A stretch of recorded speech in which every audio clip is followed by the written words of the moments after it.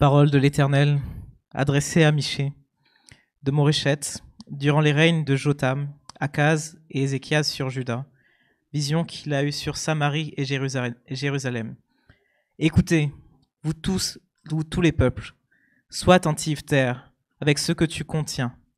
Que le Seigneur, l'Éternel, soit témoin contre vous, le Seigneur qui est dans le palais de sa sainteté. En effet, voici que l'Éternel sort de sa résidence, il descend, il marche sur les hauteurs de la terre. Sous ses pas, les montagnes s'effondrent, les vallées s'entr'ouvrent, comme la cire qui fond au feu. Comme l'eau qui coule sur une pente, et tout cela à cause de la révolte de Jacob, à cause des péchés de la communauté d'Israël. Quelle est la révolte de Jacob? N'est-ce pas Samarie? Quels sont les hauts lieux de Juda? N'est-ce pas Jérusalem? Je ferai de Samarie un tas de ruines dans les champs, un terrain pour planter de la vigne. Je ferai rouler ses pierres dans la vallée. Je mettrai à nu ses fondations. Toutes ces sculptures sacrées seront brisées. Tous ces salaires impurs seront livrés aux flammes, et je briserai toutes ces idoles. Rassemblées grâce au salaire de la prostitution, elles deviendront un salaire de prostitution. C'est pourquoi je pleurerai, je me lamenterai, je marcherai déchaussé et nu. Je pousserai des cris comme le chacal et des gémissements comme l'autruche. En effet, sa plaie est douloureuse. Elle s'étend même à Juda. Elle pénètre jusqu'à la porte de mon peuple, jusqu'à Jérusalem. Ne l'annoncez pas dans Gath. Ne pleurez surtout pas. Roulez-vous dans la poussière à Beth-Léaphra. Passe, habitante de Shaphir, dans la nudité et la honte. L'habitante de Tsaanan n'ose pas sortir. Le deuil de Beth Étel nous prive de son abri. L'habitante de Maroth tremble pour son bien-être, car le malheur est venu de la part de l'Éternel jusqu'à la porte de Jérusalem. Attelle les coursiers à ton char, habitante de Lachis. Tu étais pour la fille de Sion une première cause de péché, car en toi on a trouvé les transgressions d'Israël. C'est pourquoi tu renonceras à Moréchette Gath. Les maisons d'Aksib seront une source trompeuse pour les rois d'Israël. Je t'amènerai un nouveau maître, habitante de Marécha. La gloire d'Israël s'en ira jusqu'à Adulam. Rase-toi, coupe ta chevelure à cause de tes enfants chéris. Rends-toi chauve comme le vautour, car ils s'en vont en exil loin de toi. Jusqu'ici, la parole de Dieu écrite. Merci, Awan. Donc, comme si vous n'avez pas encore compris, nous commençons aujourd'hui une nouvelle série dans le livre de Michée. D'ailleurs, je vais juste faire une pause dès le début. Merci à Arnaud pour la semaine dernière. Je lui ai donné 3 jours de préavis. Je pense dès que j'ai testé positif, j'ai fait un appel et il a relevé le défi, donc merci beaucoup pour cela, c'était super. Je suis vraiment très heureux de commencer une nouvelle série aujourd'hui dans ce livre. Comme vous savez, depuis le début de l'année, on a fait une série sur les disciplines spirituelles, on a appelé ça Résolution. C'est ce qu'on appelle de la prédication thématique. J'ai beaucoup de mal à faire de la prédication thématique. Et ça veut dire choisir un thème et puis prêcher sur ce thème comme on fait depuis le début de l'année. Parfois c'est utile, comme ça a été pour nous, je crois, mais j'aime pas trop le faire.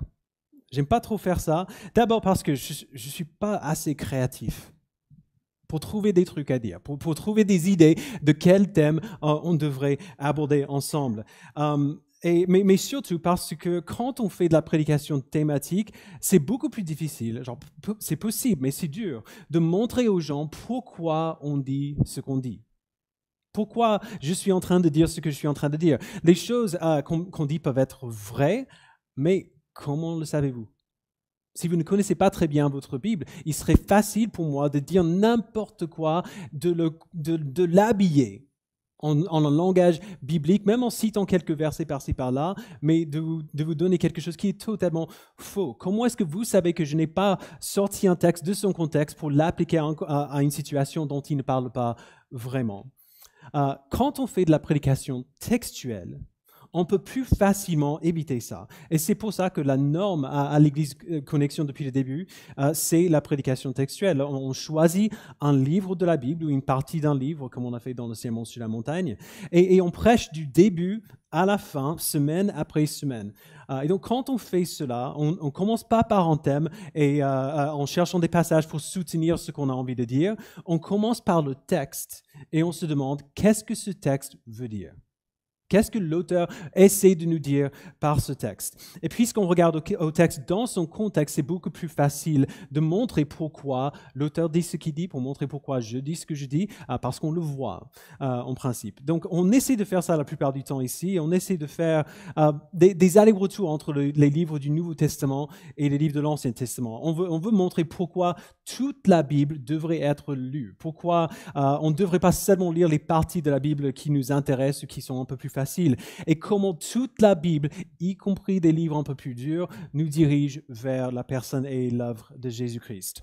Donc on a fait le Sermon sur la montagne pendant l'automne et l'hiver, et maintenant, après notre pause dans les disciplines spirituelles, aujourd'hui on commence une nouvelle série dans le livre de Michée, dans l'Ancien Testament. Donc si vous avez vos Bibles, ce livre se trouve entre le livre de Jonas et le livre de Nahum dans l'Ancien Testament, si ça aide qui que ce soit.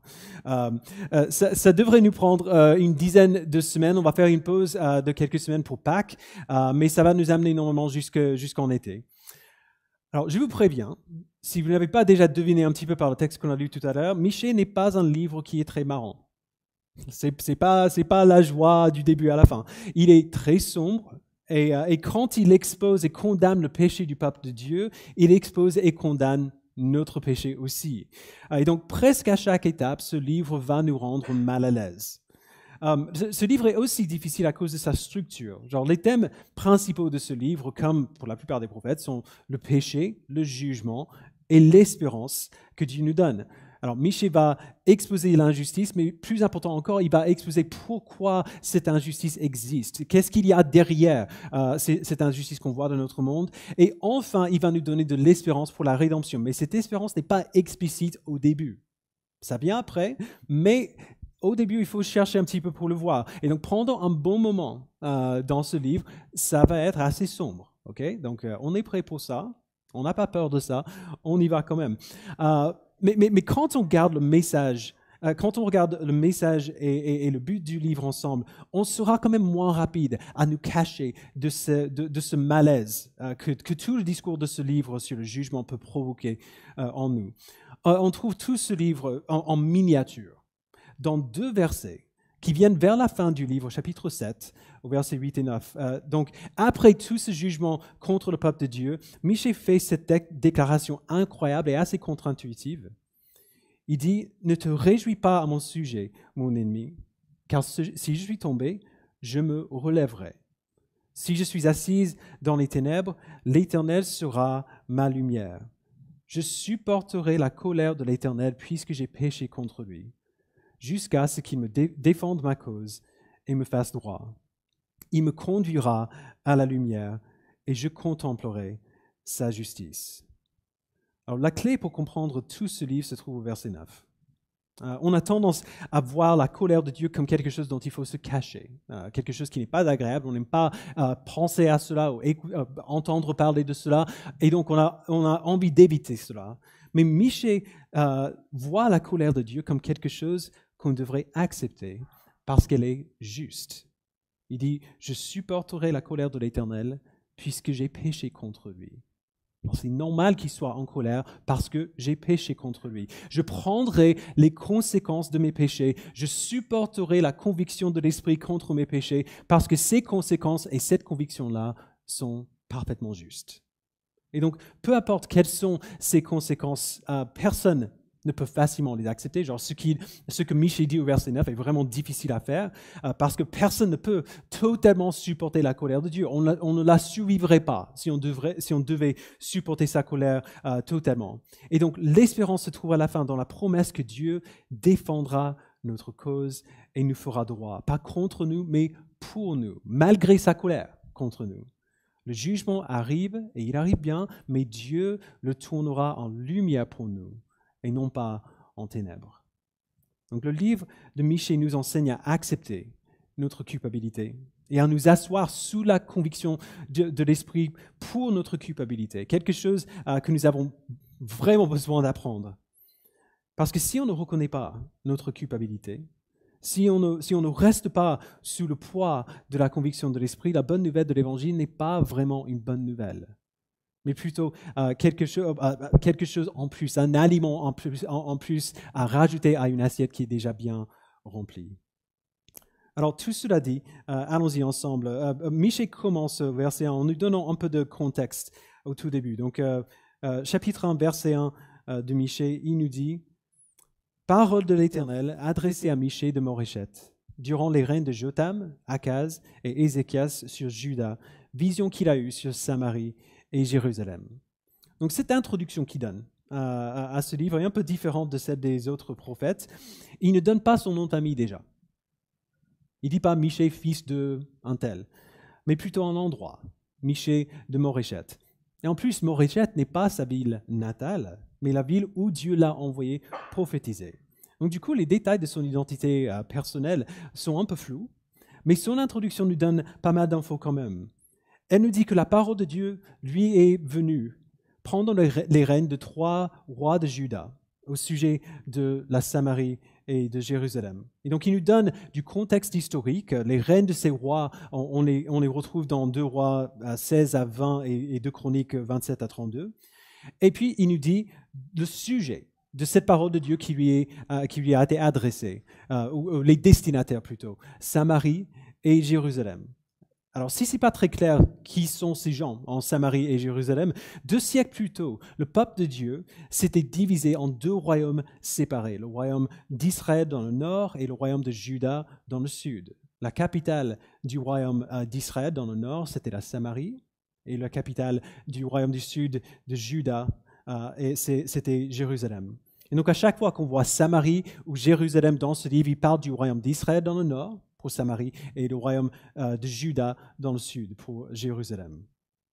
Après ça, après cette introduction plutôt rapide, la première chose qu'on voit, c'est l'annonce que Dieu vient pour juger son peuple. Donc, verset 2, lisons ensemble. Il dit « Écoutez-vous tous les peuples. Sois attentive, terre, à ce que tu contiens, avec ce que tu contiens, pardon. Que le Seigneur l'Éternel soit témoin contre vous. Le Seigneur qui est dans le palais de sa sainteté. En effet, voici que l'Éternel sort de sa résidence, il descend, il marche sur les hauteurs de la terre. » Alors, Dieu vient pour juger son peuple pour leur péché. Et le péché le péché spécifique auquel il fait référence ici, c'est le péché de l'idolâtrie. Dieu a très clairement dit à son peuple qu'il ne devait pas suivre ou louer d'autres dieux que lui. Non, il n'a pas dit ça seulement pour lui-même, mais pour leur propre bien à eux, mais quand même c'est exactement ce qu'ils font. Et on voit cela dans le verset 3, quand Michée dit que l'Éternel descend marcher sur les hauteurs de la terre. Alors il ne dit pas que Dieu va faire une balade sur les montagnes. Donc, il va venir simplement écraser les montagnes ou les collines. Quand il dit les hauteurs de la terre, c'est un terme pour les temples païens qui étaient dédiés aux idoles, qui étaient souvent trouvés sur des hauts lieux, les collines ou les montagnes. Donc, Dieu vient, il dit, enlever ces cultes aux idoles qui se trouvent dans le pays de son peuple. Et il vient avec cette promesse incroyable. Le verset 4 donne cette image des montagnes qui s'effondrent et des vallées qui s'entrouvent devant le feu de sa colère. Donc, c'est assez impressionnant quand même. Alors, je vais sûrement répéter cela pendant les semaines à venir, mais ça vaut le coup de le faire quand même. La colère et le jugement de Dieu sont des vérités que nous avons du mal à accepter. Alors, c'est difficile pour nous d'entendre parler de la colère de Dieu contre son peuple et de le voir comme une bonne chose, de le voir comme quelque chose de vraiment juste. Mais notre réponse négative à la colère de Dieu, c'est une réaction instinctive que nous avons besoin de considérer de nouveau peut-être. Comme dit Becky Manley-Pippert, quand nous analysons la colère de Dieu, on le fait toujours à travers le filtre de notre colère. Donc, je ne sais pas si vous avez déjà fait cette expérience en lisant la Bible. Vous voyez Dieu qui se met en colère pour X raisons et qui punit son peuple, et vous trouvez la punition un peu sévère quand même. Alors, ok, je vois qu'ils ont fait du mal, mais quand même, là, c'est un peu dur. On a l'impression que Dieu exagère un peu sa colère parfois. Mais on a cette impression-là parce qu'on regarde à Dieu comme on regarde à nous-mêmes. Si on pense à comment notre colère se manifeste, par exemple envers nos familles, nous sommes irritables et impatients, et nous nous mettons en colère à cause des choses stupides, donc qui ne méritent pas vraiment. On comprend pourquoi ça nous énerve un peu, mais ces choses ne méritent pas nécessairement de la colère que nous leur donnons, si vous me suivez. Et donc, quand nous lisons des textes qui parlent de la colère de Dieu dans la Bible, on imagine que Dieu fait la même chose que nous, qui perd son calme à cause des choses qui ne sont pas si sérieuses que ça. Donc, on comprendrait qu'il soit un peu énervé, mais aller jusqu'à envoyer son peuple en exil, quand même, c'est dur. Mais ce n'est pas ce que Dieu fait. Tout ce que Dieu fait est juste, sa colère aussi. La colère de Dieu, pour vous qui aimez beaucoup parler de l'amour de Dieu, c'est une bonne chose, on parle de l'amour de Dieu sans hésitation, mais la colère de Dieu n'est pas contraire à son amour. Sa colère est poussée par son amour. Et ça aussi, on comprend. Mon grand-père, c'était un homme merveilleux, il aimait Jésus, il aimait les autres, c'était vraiment un modèle à suivre. Mais il avait un problème de cœur chronique, genre physique. Et il aimait aussi vraiment beaucoup la nourriture frite, il était du sud, dans l'Oklahoma, et le sucre. Vers la fin de sa vie, quelques années avant sa mort, le médecin lui a donné un régime très strict, parce que ne pas suivre ce régime pourrait le tuer. Et souvent, ma famille trouvait mon grand-père en train de s'esquiver pour manger du poisson frit tout seul, pour aller en resto tout seul, ou alors en train de piocher des chocolats dans la cuisine. Genre, il cachait des chocolats pour qu'il puisse avoir son petit plaisir à lui. Et donc, oui, ma famille, on se mettait en colère contre lui. Non pas parce qu'on n'était pas raisonnable ou parce qu'on ne comprenait pas pourquoi il faisait ça, mais parce qu'on l'aimait. Et les choses qu'il était en train de faire l'amenaient de plus en plus près à une mort subite qu'il a finalement subie. Mon grand-père est mort relativement jeune. Alors, comme dit Piper, l'amour déteste ce que détruit le bien-aimé.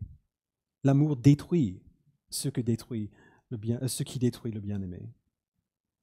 C'est ce que nous voyons lorsque la Bible nous parle de la colère de Dieu. Son amour motive sa colère parce que le péché est en train d'empoisonner le peuple qu'il aime. Et en plus, Dieu délivre son peuple à travers son jugement contre eux. Donc, Stephen Hume écrit « Dieu jugera son peuple maintenant pour enlever leurs idoles et pour faire que son peuple revienne à lui afin que son peuple ne soit pas détruit avec ses idoles lors de son jugement final. » Tout cela, Michée dit au verset 5, a lieu parce que les païens dans le pays, donc ceux qui n'appartiennent pas au peuple d'Israël et de Juda, ne sont pas les seuls qui ont adopté les idoles à louer sur les hauteurs de la terre. Le peuple de Dieu loue aussi les idoles avec ces païens. Le peuple de Dieu a adopté des auteurs pour eux-mêmes. Et à cause de cela, Dieu vient pour juger. Il dit au verset 6, « Je ferai de Samarie un tas de ruines dans les champs, un terrain pour planter de la vigne. Je ferai rouler ses pierres dans la vallée. Je mettrai à nu ses fondations. Toutes ces sculptures sacrées seront brisées. Tous ces salaires impurs seront livrés aux flammes, et je briserai toutes ces idoles. Rassemblées grâce au salaire de la prostitution, elles deviendront un salaire de prostitution. » Alors, il serait facile quand même de nous demander pourquoi c'est si grave que ça, que le peuple d'Israël et de Juda ait fait cela. Ce n'est pas comme si le peuple avait totalement abandonné Dieu. Ils ne sont pas devenus athées.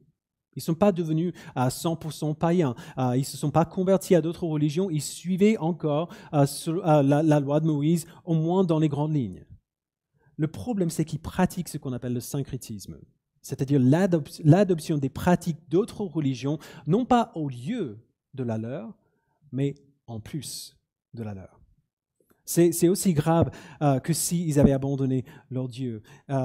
Et c'est presque pire même. Plus d'une fois, la Bible parle de ce type d'idolâtrie comme étant de l'adultère.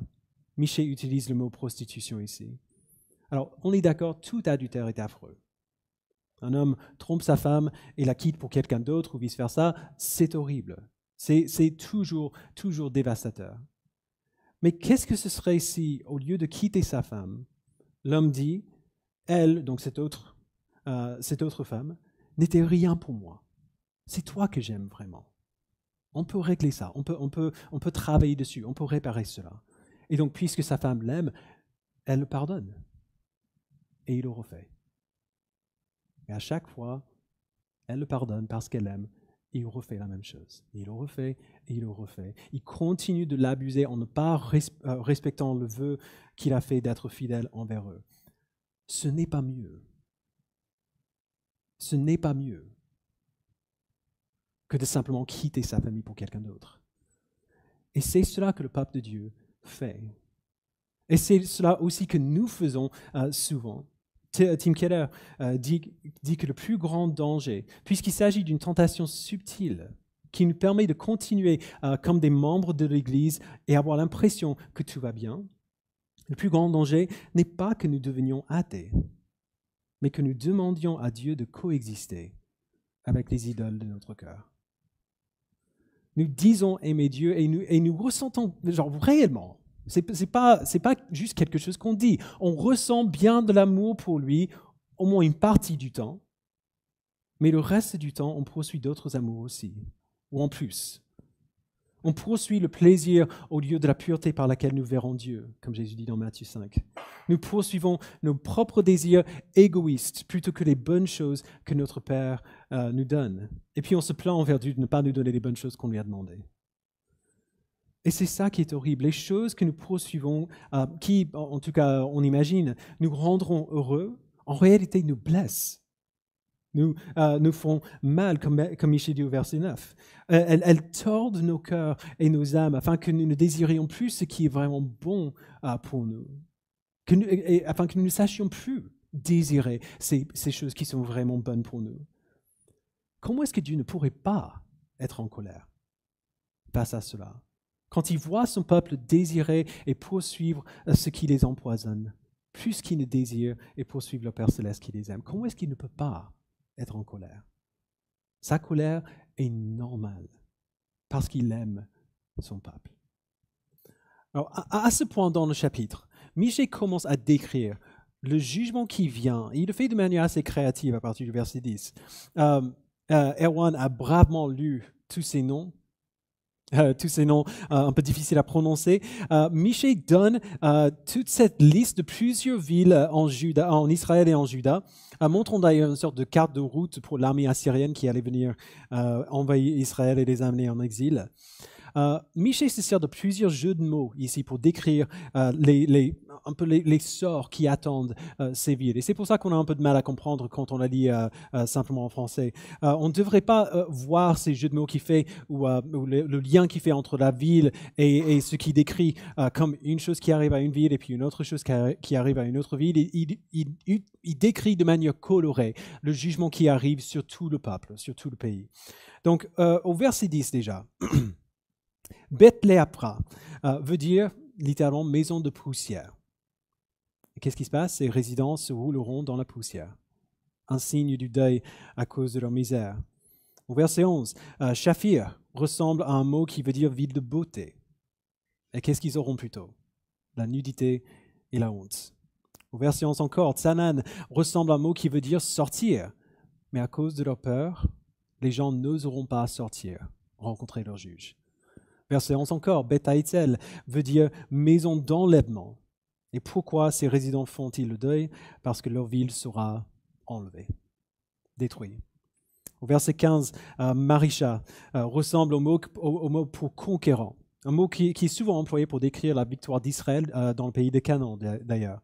Vous vous en souvenez, ils sont entrés dans le pays de Canaan, ils ont chassé le peuple et pris le territoire. Eh bien, le peuple qui a chassé les Canaanites seront chassés eux-mêmes par le conquérant que Dieu va envoyer, en l'occurrence dans ce cas par l'armée de l'Assyrie. Le message est toujours le même et assez simple. Les choses que le peuple poursuit, les choses vers lesquelles ils se tournent pour se définir eux-mêmes, se tourneront contre eux. Ce qu'ils utilisent, ou ce vers quoi ils se tournent pour avoir leur identité. Nous sommes habitants de cette ville. Ce vers quoi ils se tournent pour se définir se tourneront contre les idoles qui poursuivent, leur rendra l'inverse de ce qu'ils espèrent. Jésus appelle Satan le père des mensonges dans Jean chapitre 8. Alors, voici la vérité au sujet de chaque acte de rébellion que nous pouvons poursuivre contre Dieu, chaque acte de péché. Dieu nous dit comment vivre, mais nous ne voulons pas obéir à ses commandements. Nous voulons poursuivre ceci, peu importe ce que c'est, au lieu de lui. Mais ce n'est pas parce qu'on déteste Dieu qu'on fait ça. On ne commet pas de péché généralement quand on est chrétien parce qu'on déteste notre Seigneur. Ce n'est pas comme ça que ça se passe. C'est seulement que dans ce moment-là, on aime plus. C'est autre chose. Ce n'est pas qu'on a arrêté d'aimer Dieu, mais que notre amour pour cette autre chose est juste un chouïa plus grand. On veut ce que nous pensons que cette chose va nous donner, que ce soit le plaisir ou la satisfaction ou la validation ou la sécurité. Et donc, nous faisons ce qu'on veut faire plutôt que ce que Dieu nous dit de faire parce qu'on aime un peu plus cette chose que lui. Et finalement, le péché ne donne jamais ce qu'on cherche. Elle nous apportera peut-être, elle nous apportera peut-être même ce qu'on recherche pendant un peu de temps. Mais le diable est un menteur. Le péché ne tient pas ses promesses. En tout cas, jamais jusqu'au bout. Il nous donne peut-être ce qu'on veut, mais seulement de manière temporaire. Et à chaque fois, à un prix terrible. On se trouve finalement tordu par nos propres désirs, transformés en ce que nous détestons. Les idoles que nous poursuivons nous fait devenir l'inverse de ce qu'on espère. On attend quelques années, et on se regarde dans le miroir et on se rend compte qu'on est devenu quelqu'un qu'on déteste. Le résultat final de tout cela, c'est la honte. Quand Michée appelle le peuple à se raser, à se couper les cheveux, au verset 16, à cause de tes enfants chéris, il déverse de la honte sur eux. Il dit, ce sont vos enfants, pas seulement vous, mais vos enfants aussi, qui souffriront les conséquences de votre idolâtrie. Pourquoi? Parce que vous les enseignerez à faire comme vous. Et ils vous suivront dans votre idolâtrie et ils seront jugés eux-mêmes. Ils partiront en exil à cause de l'idolâtrie que vous leur enseignez. Alors, comme j'ai dit au début, c'est bien sombre. Au verset 16, Michée prédit que les enfants des idolâtres qui sont amenés en exil seront amenés en exil plutôt, et c'est la fin. Rasez-vous la tête à cause de vos enfants chéris. Fini. En tout cas pour le moment. On pourrait penser qu'il n'y a pas beaucoup d'espoir à voir ici. Et c'est vrai, en tout cas pas encore. Mais même ici au début, on voit quand même un avant-goût, un petit soupçon de ce qui arrive. Ce chapitre, vous l'avez peut-être remarqué, est structuré comme un procès. Au verset 2, nous avons l'assignation, l'appel à écouter la plainte que Dieu porte contre Israël et Juda. Il dit, écoutez, vous, tous les peuples, sois attentifs, terre, avec ce que tu contiens, que le Seigneur, l'Éternel, soit témoin contre vous, le Seigneur qui est dans le palais de sa sainteté. C'est un langage légal. Nous sommes appelés à écouter le témoignage de Dieu contre son peuple. Au verset 5, après, on entend cette accusation contre Israël et Juda. Dit verset 5, et tout cela à cause de la révolte de Juda, à cause des péchés de la communauté d'Israël. Quelle est la révolte de Jacob? N'est-ce pas Samarie? Quels sont les hauts lieux de Juda? N'est-ce pas Jérusalem? Dieu accuse son peuple de péché et de révolte. Il les accuse d'avoir commis un adultère contre lui, de l'avoir abandonné pour courir après d'autres dieux, même si eux, ils n'imaginent pas que c'est ça qu'ils sont en train de faire.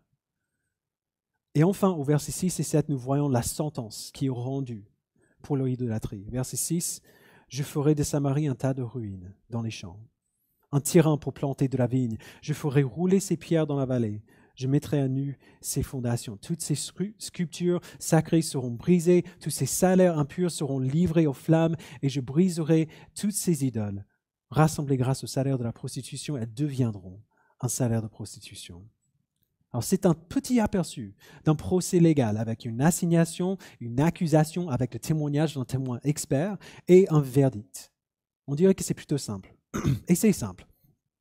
Mais nous voyons quand même un peu du cœur du prophète dans le verset 8 et 9, ce qui nous donne un avant-goût de ce qui arrivera beaucoup plus tard.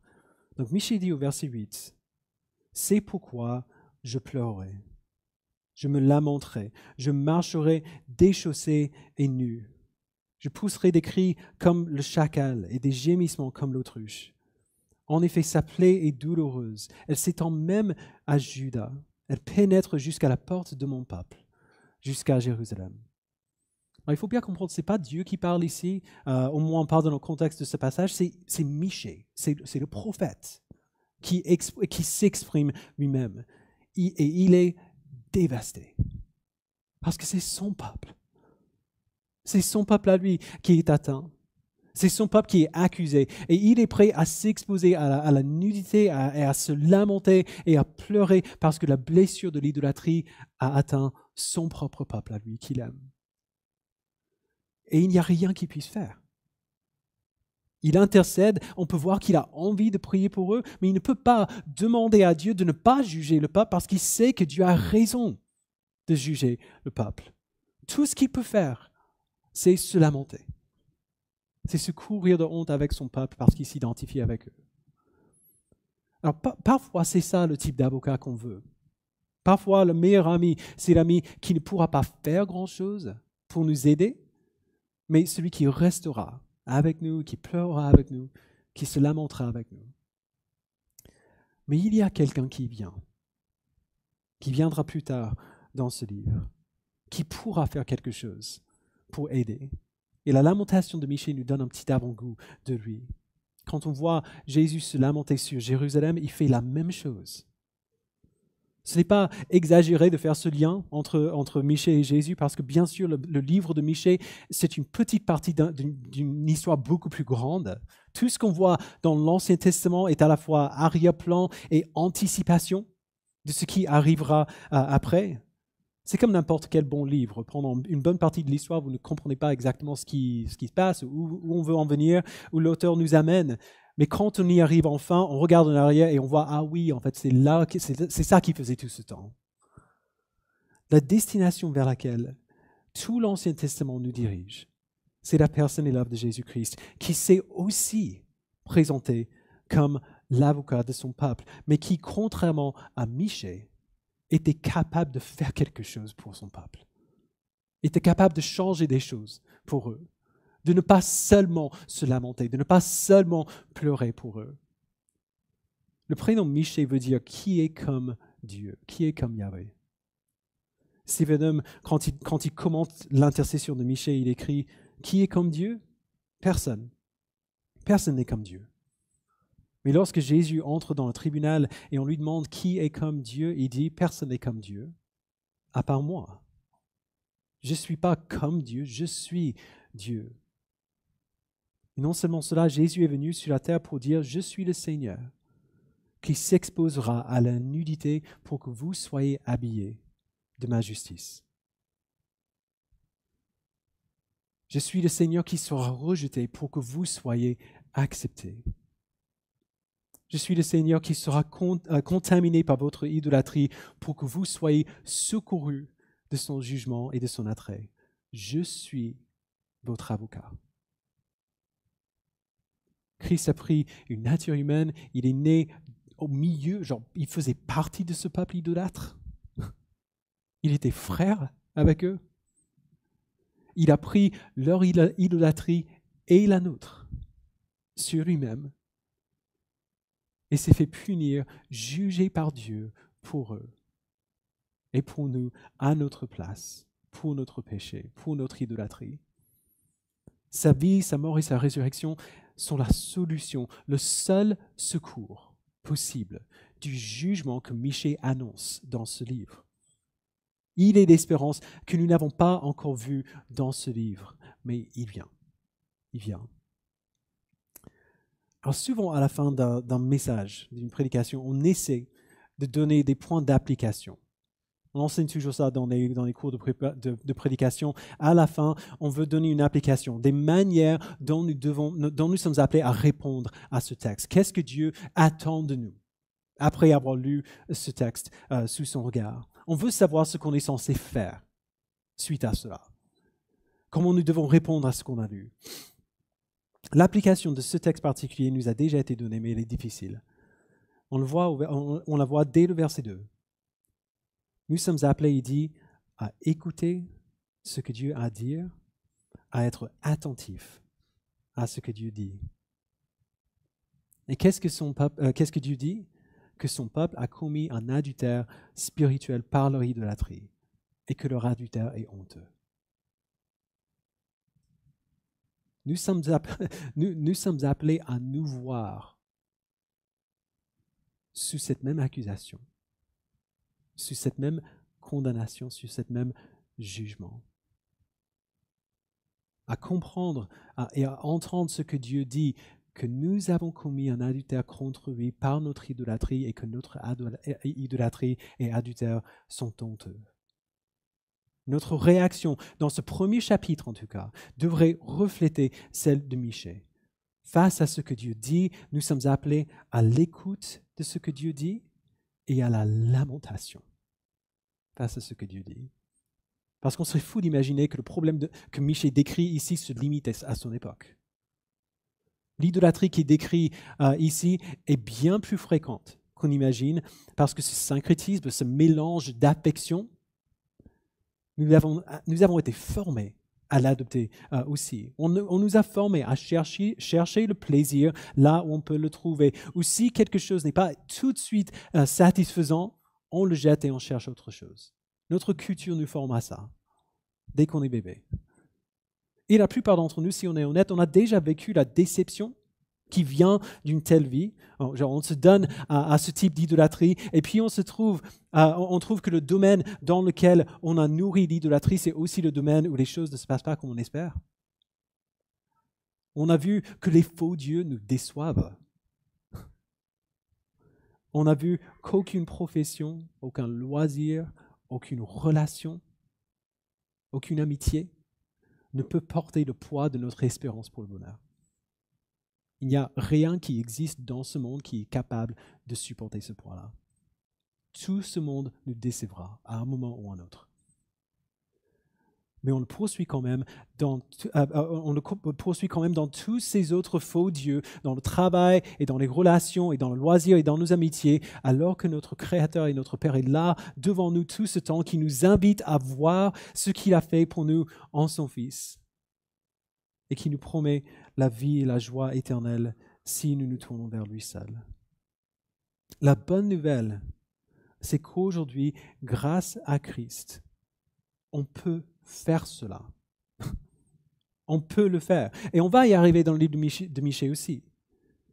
Mais d'abord, avant d'y arriver, on doit quand même voir et admettre ce qu'on a fait. On doit confesser et se lamenter et à se repentir. Parce qu'encore une fois, si on ne comprend pas ce qu'on a fait, pourquoi et comment est-ce qu'on comprendrait le salut que Jésus donne? Une des premières questions qu'on nous pose quand on partage l'évangile avec quelqu'un, Jésus est venu pour te sauver? Sauver de quoi? Si on ne comprend pas la gravité de notre péché, l'idolâtrie que nous avons commise contre Dieu, nous ne comprendrons jamais pourquoi la bonne nouvelle est vraiment une bonne nouvelle. Parce que Jésus n'est pas venu pour nous donner une vie facile, pour nous donner la maison qu'on veut, la famille qu'on veut, la voiture qu'on veut, la profession qu'on veut, et ainsi de suite. Il n'est pas venu pour ça. La bonne nouvelle de l'Évangile n'est pas cette bonne nouvelle-là. C'est la bonne nouvelle que nous sommes coupables contre Dieu. Nous sommes coupables de rébellion et nous méritons sa colère éternelle. Et que Jésus l'a pris à notre place pour que nous n'ayons pas à la subir. Ça, c'est une bonne nouvelle. Et en plus de tout cela, il nous donne les richesses de son royaume éternel dans les nouveaux cieux et la nouvelle terre. C'est la cerise sur le gâteau. Et donc, j'aimerais simplement qu'on prenne quelques instants pour faire cela, pour prier dans le silence, pour confesser les idoles de notre peur, pour nous examiner un petit peu, pour voir et demander à Dieu de nous montrer quelles sont ces choses qui nous attirent plus que lui. Quelles sont ces choses que nous avons envie de poursuivre plus que lui? Des idoles de notre cœur avec lesquelles on a demandé à Dieu de coexister. Et après, on va prendre la communion ensemble pour nous souvenir qu'il n'y a aucun autre Dieu qui mérite nos affections, que personne d'autre n'est comme lui. Donc prenons juste quelques instants. Père, pour la plupart d'entre nous, ce n'est pas difficile de savoir quelles sont ces autres choses avec lesquelles nous te demandons de coexister. Il suffit d'une simple question. Qu'est-ce que je veux? Qu'est-ce que je veux vraiment, plus que tout? Quels sont les désirs qui influencent mes décisions? Qui me font passer le temps comme je le passe? Qui me font dépenser de l'argent sur ce que je le dépense?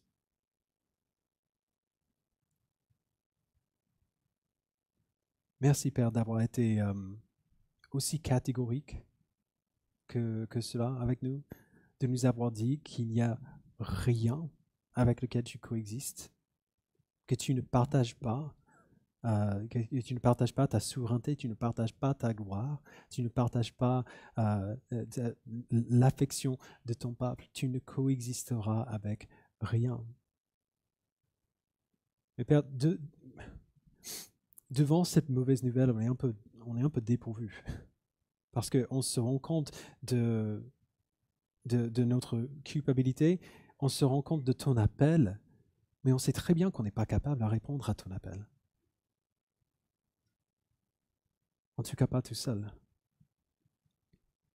Et donc, merci d'avoir donné ton Fils qui vivrait la vie à laquelle tu nous appelles pour nous. Qui prendrait le péché pour lequel nous méritons ton jugement. Qui s'est fait punir à notre place pour ses péchés. Et qui, en échange, nous a donné sa vie parfaite. Merci Père pour la sécurité dans laquelle nous pouvons lire ce livre. La sécurité de lire ces choses et de savoir pertinemment que ces choses sont vraies pour moi. C'est ce que je mérite. Mais ce n'est pas ce que je reçois.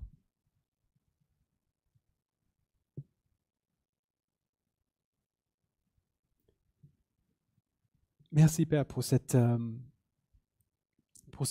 nouvelle incroyable du secours que tu as donné à tout ton peuple, nous y compris. Que c'est ce qui nous attendait et maintenant c'est fini. Que Christ a pris tout le jugement pour nous, toute ta colère pour nous, toute la condamnation pour nous, qu'il est mort pour nous et il ne reste plus de colère contre ton peuple. Jésus a tout épuisé.